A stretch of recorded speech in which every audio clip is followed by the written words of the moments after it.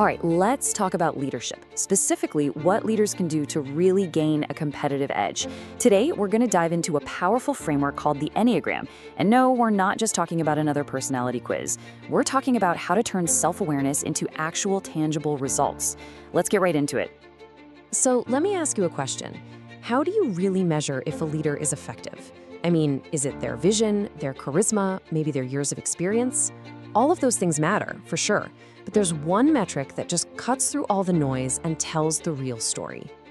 At the end of the day, it all comes down to one thing: their performance. It's about their ability to drive results, to hit goals, and to really move the entire organization forward. Honestly, it's the most direct and clear metric we've got. So the real question is, how do we build a reliable path to that kind of peak performance? Well, for that, you need a new kind of map. Think about it. You need something that doesn't just show you the destination, but actually guides you through your own internal landscape to get there. And that, right there, is where the Enneagram comes in. And this is the Enneagram, but maybe not as you know it.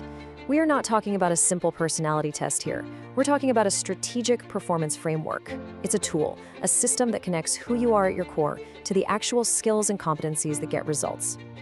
See, your Enneagram type, it really shapes how you approach things like productivity, the way you set goals, and how you go about delivering results. It's the how behind your leadership style.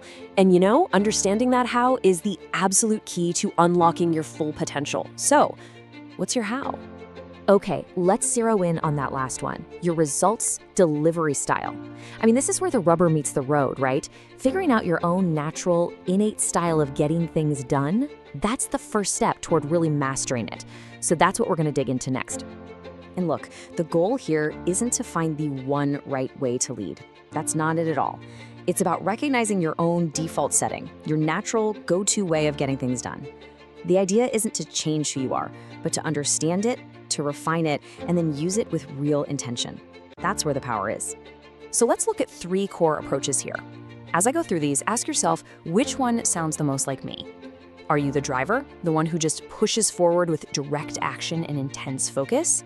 Or maybe you're the inspirer, rallying the troops and motivating everyone around a shared vision? Or are you the strategist, the one who meticulously plans and analyzes the absolute best path to victory? Knowing your dominant style is a total game changer. But okay, knowing your own style, that's huge. But it's only half the battle. Because the next level, the real breakthrough, comes when you start to understand the styles of everyone on your team. This is where individual insight starts to transform into real organizational power. It really boils down to this simple, powerful idea. The differences on your team, they're not roadblocks. They're not sources of conflict. They are complementary strengths, and a great leader's job is to harness all of that for the success of the whole organization. So let's break that down, because this is where the magic really happens. Look, understanding your own style, that's going to maximize your personal effectiveness. But understanding your team styles, that creates synergy. It boosts collective performance. That's the difference between just having a group of talented individuals and having a true powerhouse team. So where does all this self-awareness lead? What's the point? Well, it's all about one word: adaptation. This is your path to maximizing your performance and reaching that peak effectiveness as a leader. And here's exactly how you do it.